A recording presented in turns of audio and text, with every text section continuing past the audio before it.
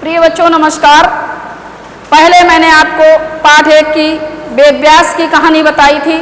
अब आपको, क्योंकि इस पुस्तक में बहुत छोटी छोटी कहानियां हैं, तो हम आपको 2 कहानी एक साथ भेजेंगे, समझाएंगे अलग अलग, आप समझें और अपना कार्य पूरा करते रहें।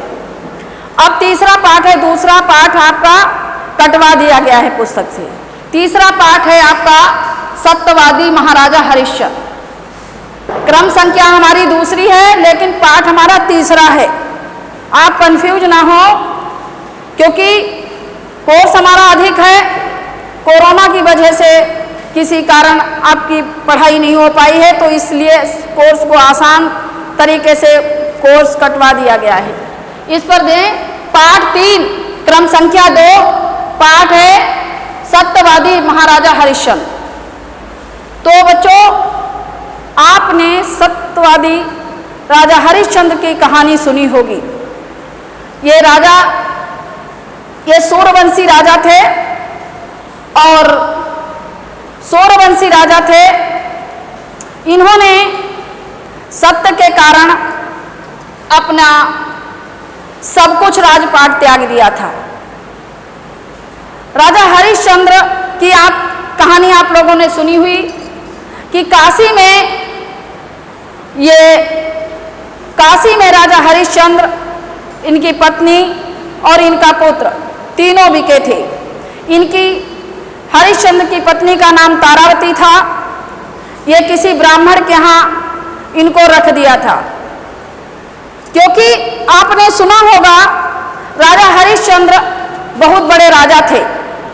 सत्य के कारण इनसे महर्षि विश्वामित्र एक दिन सपने में इनसे भिक्षा मांगने आए थे, लेकिन इनके दरबार पे जो भी आता था ये उसे खाली नहीं भेजते थे।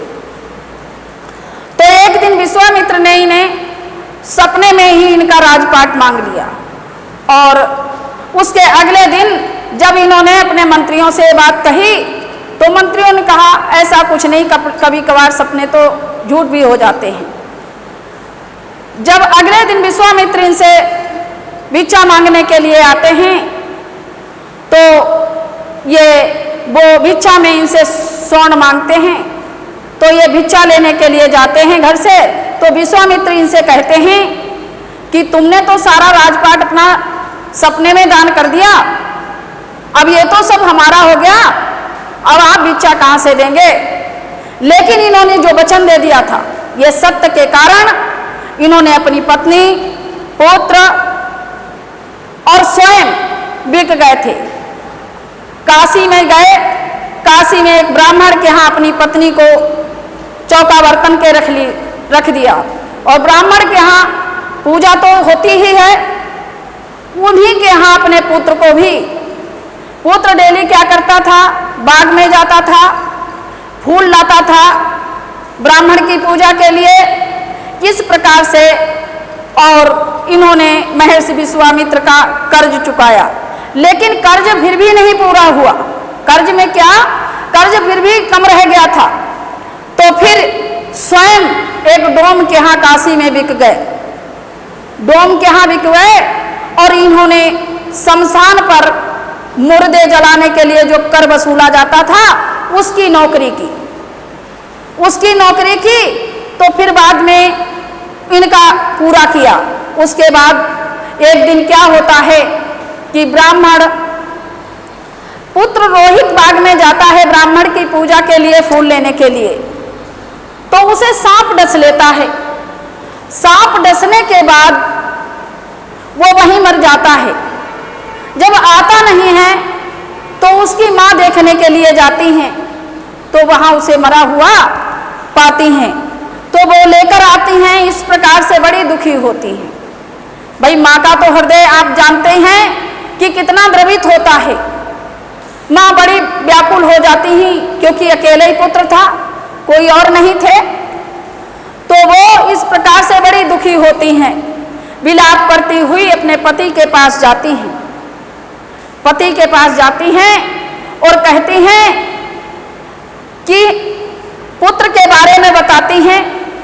उसके बाद वो पुत्र को जलाने के लिए उनसे विनती कहती हैं, तो राजा हरिश्चंद्र तो अपने दृढ़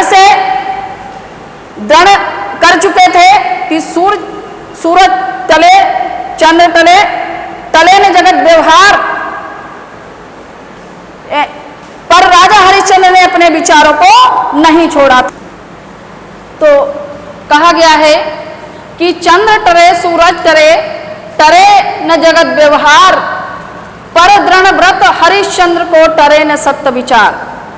यानी आपने देखा होगा कि सूरज भी चंद्रमा भी छिप जाता है, सूरज भी छिप जाता है, संसार भी झूठा बन जाता है। भाई संसार के भी एक जैसे मत नहीं होते हैं।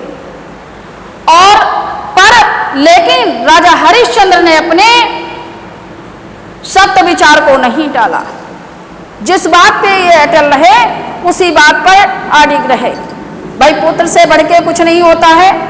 यहाँ तक कि इन्होंने कठिन से कठिन दुख भोगा, लेकिन उस कठिन दुख के आगे ये नहीं देखा कि मेरा पुत्र जीवित नहीं है, मर गया है, मैं धर्म का कार्य छोड़ दूं। लेकिन ये अपने धर्म पर ही अडिग रहे, धर्म पर ही अडिग रहे।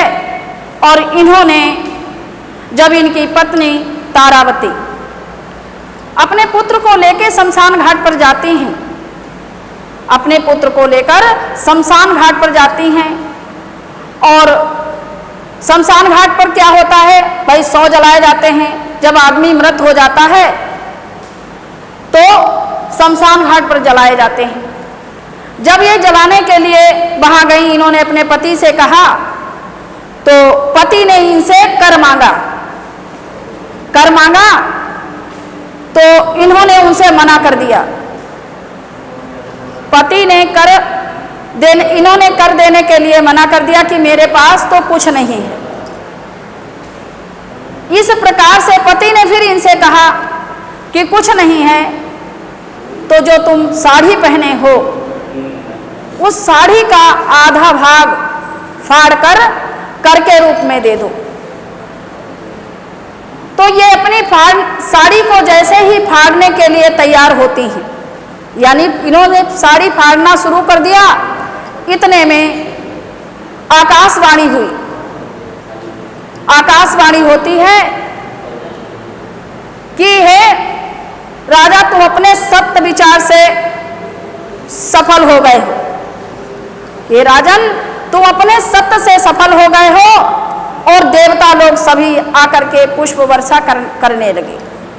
विश्वामित्र ने कहा, मैंने ये आपकी परीक्षा ली थी, और परीक्षा में राजा हरिश्चंद्र सफल हुए। सभी राजाओं ने पुष्प वर्षा की। फिर भगवान ने इनका सारा राजपाट वापस करवा दिया, राजपाट वापस करवा दिया और पुत्र को भी जीवित कर दिया। इस प्रकार से इस कहानी से हमें शिक्षा मिलती है कि हमारे पास चाहे कम हो या अधिक, हमें कभी झूठ नहीं बोलना चाहिए। क्योंकि अगर हम अपनी कमियों को छिपाने के लिए हम झूठ बोलते हैं तो वहाँ पर हमारी पकड़ होती है, तो हमारी कोई वहाँ पर सहायता करने के लिए नहीं तैयार होता है। अगर हम सत्य बोलते हैं तो हमारे हर जगह हमको हमारा साथ देने के लिए कोई न कोई तैयार हो जाता है। प्रभु हमारी मदद अवश्य करवाता है अगर हम सच रहते हैं। सच के ही कारण राजा हरिश्चंद्र ने अपना पूरा राजपाट वापस ले लिया। इसी प्रकार ये बच्चों, इस कहानी से शिक्षा मिलती है, अगर हमें पढ़ाई के संबंध में या घर के संबंध में कहीं भी हमें झूठ नहीं बोलना चाहिए। अगर हम गरीब हैं, हमें कौन देख रहा है, हम गरीब हैं, आकर के अपने सही बात विद्यालय में बताते हैं तो हमारी प्रिंसिपल मदद करने के लिए तैयार हो जाते हैं। सभी टीचर भी कहते हैं कि भाई इस बालक के सामने परिस्थिति है, इसकी मदद कीजिए। तो इस कहानी से शिक्षा मिलती है, हमें कभी झूठ नहीं बोलना चाहिए। बाकी कार्य बच्चों हम PDF के माध्यम से भेज देंगे। ये आपकी क्रम संख्या कहानी दूसरी है, लेकिन पाठ हमारा तीसरा है, क्योंकि कोरोना की वजह से कोर्स हमारा कम करा दिया गया है। नमस्ते।